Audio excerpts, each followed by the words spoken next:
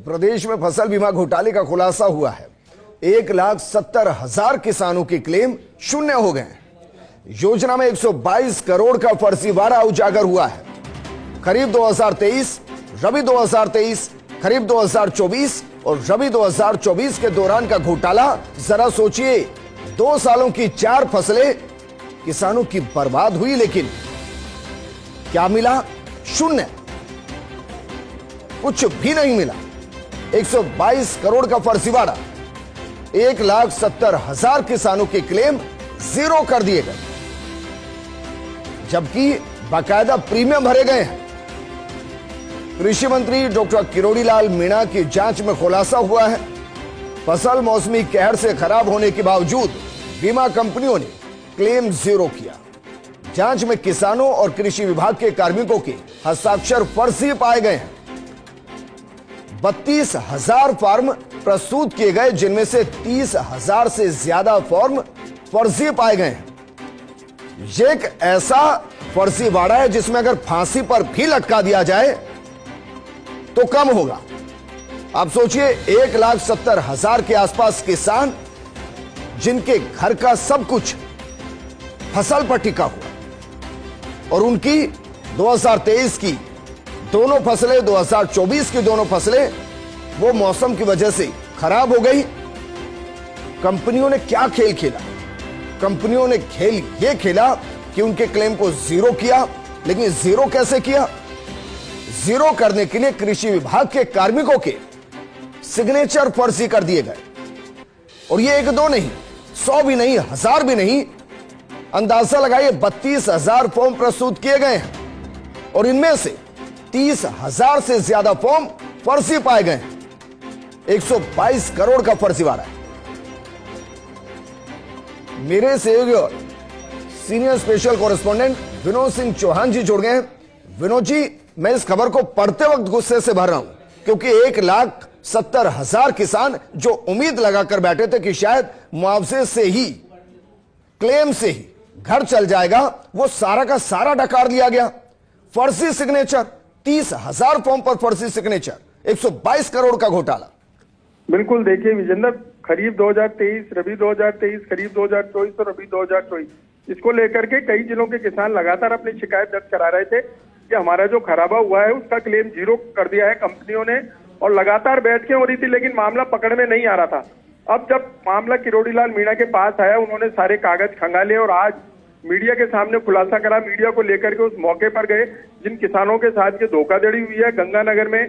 कल रात को ही किरोड़ी लाल मीणा गंगानगर पहुंच गए थे और फर्स्ट इंडिया के पास भी इनपुट आ गया था, और लगातार इस मामले पर निगाह बनी हुई थी। और अब देखिए कि फसल बीमा का सबसे बड़ा घोटाला उजागर हुआ है। राजस्थान का 1,70,000 किसानों के साथ 122 करोड़ का जो फर्जीवाड़ा उजागर हुआ है, ये प्रदेश का सबसे बड़ा फर्जीवाड़ा है। और पिछले 5 महीने से डॉक्टर किरोड़ी लाल मीणा खाद बीज से, नकली खाद बीज से लाखों किसानों को बचा चुके हैं। 67 मामले FIR के दर्ज किए गए हैं और 40 से अधिक सीजर किए गए हैं। लगातार मामले उजागर हो रहे हैं, लेकिन ये इतना बड़ा मामला है कि करीब 2.25 लाख किसानों के अरमानों पर बीमा कंपनियों ने पानी फेर दिया। जो उनके क्लेम बनते थे करोड़ों रुपए के, वो क्लेम उन्होंने जीरो कर दिए, और किसान लगातार विभाग के चक्कर लगाते रहे इसी आस में कि कहीं ना कहीं हमारा मामला अटका है, बीमा कंपनी कभी तो हमारा मामला क्लियर करेगी। लेकिन विनोद जी, 2 सवाल और है मेरे। पहला सवाल तो ये कि क्या ये एक ही बीमा कंपनी है जिसने 122 करोड़ का फर्जीवाड़ा 4 फसलों के साथ कर दिया, या ये अलग अलग कंपनियां? पहला सवाल। दूसरा सवाल कि हर एक क्षेत्र के अंदर एक यूनिट के तहत गिरदावरी होती है, उसकी रिपोर्ट होती है, उस रिपोर्ट के अंदर बताया जाता है कितने फीसदी खराबा है, सरकारी अधिकारी सिग्नेचर करता है, तो क्या वहां के अधिकारियों को भी जानकारी नहीं हो कि क्या हो गया? बिल्कुल, देखिए पहली बात तो जो आपने करी है उसमें साफ बात यह है कि लगातार जो कृषि पर्यवेक्षक थे उन्होंने खराबी की रिपोर्ट भी बनाई, बीमा कंपनियों को दी, और कहीं ना कहीं यह भी सामने आएगा कि कृषि पर्यवेक्षक भी इस मामले में शामिल हो सकते हैं। कि 23 से 24 कृषि पर्यवेक्षकों के नाम सामने आ रहे थे, अभी हालांकि खुलासा नहीं हुआ है। और बीमा कंपनियां कितनी थी, कौन सी थी, इनका भी खुलासा अभी नहीं किया गया है, क्योंकि लंबा मामला लगता है और इस लंबे मामले को लेकर के किरोड़ी लाल मीणा आगे भी कुछ करेंगे। आज पहली कार्रवाई थी, प्रथम दृष्टया मीडिया के सामने 30,000 जो फर्जी फार्म थे वो रखे गए हैं, किसानों की संख्या बताई गई है, 122 करोड़ का क्लेम जो बड़ा घोटाला किया गया वो बताया गया। लेकिन धीरे धीरे खुलासा होगा। और किरोड़ीलाल मीणा की आदत है कि वो पूरी जड़ तक जाकर के तमाम चीजों को खंगालते हैं, उसके बाद एक्शन लेते हैं। तो कहीं ना कहीं बड़े क्रिएटिव एक्शन। विनोद जी, एक और सवाल क्या है, जो 30,000 फॉर्म जिन पर फर्जी सिग्नेचर हुए हैं वो किसी एक जिले, एक संभाग से जुड़े हैं या पूरे राजस्थान से जुड़े हैं? और क्या किरोड़ीलाल मीणा जी ये बता पाए कि किस इलाके के अंदर के किसानों को ज्यादा नुकसान उठाना पड़ा, मसलन कि वहां ज्यादा शून्य क्लेम मिले? देखिए, गंगानगर जोन का मामला बताया जा रहा है। गंगानगर जोन में जो जिले आते हैं और गंगानगर जोन में जो लाखों किसान आते हैं उनसे जुड़ा हुआ मामला है। क्योंकि कल रात को जब गंगानगर पहुंचे थे तो उन्होंने साफ तौर पर कहा था सुबह एक बड़ा खुलासा करेंगे, और उन्होंने ये भी कहा था कि 122 करोड़ नहीं, करीब करीब 500 करोड़ का मामला बनेगा। तो अभी और तथ्य खंगाले जा रहे हैं और जिलों को जोड़ा जा रहा है और मामले ये देखे जा रहे हैं कि जो किसान बरसों से क्लेम के लिए दर दर भटक रहे हैं, क्या उनके साथ भी कोई गड़बड़ी नहीं हुई? क्योंकि जब बीमा कंपनियों पर कार्रवाई की जाएगी तभी खुलासे हो पाएंगे कि उन्होंने और लगातार पिछले सालों में कितने बड़े घोटाले करे, कौन कौन अधिकारी शामिल थे, कौन कौन लोग शामिल थे। विनोद जी, अब ये कह रहे हैं कि अगर एक बार के लिए मान लिया जाए कि गंगानगर, हनुमानगढ़, बीकानेर, अगर इन 3-4 जिलों के देखा जाए तो उनके अंदर के 30,000 मामले अगर पूरे राजस्थान से रिपोर्ट तैयार की जाए तो हो सकता है कि करोड़ों के घोटाले, 1,000 से ऊपर, 1,000 करोड़ से ऊपर के घोटाले और लाखों किसान ऐसे और आ जाएं जिनका फर्जीवाड़ा शून्य हो, या माफ कीजिएगा जिनका जो क्लेम है वो शून्य कर दिया गया हो। बिल्कुल विजेंद्र जी, क्योंकि किरोड़ीलाल मीणा कल जब हमारी बात हुई थी तो उन्होंने इतना इनपुट दिया था कि 500 करोड़ से ऊपर का मामला निकलेगा।